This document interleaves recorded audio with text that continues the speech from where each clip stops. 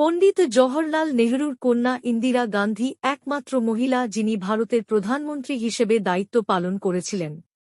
রাজনৈতিক পরিবারে জন্মগ্রহণকারী, তিনি তার বাবার পরে দেশের দ্বিতীয় দীর্ঘতম প্রধানমন্ত্রী ছিলেন।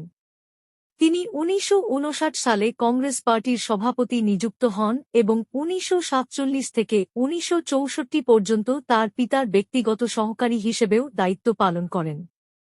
১৯৬৪ সালে নেহরুর মৃত্যুর পর তিনি লাল বাহাদুর শাস্ত্রীর নেতৃত্বে একজন ক্যাবিনেট মন্ত্রী হিসেবে দায়িত্ব পালন করেন, কিন্তু পরে ১৯৬৬ সালে দেশের প্রধানমন্ত্রী হন।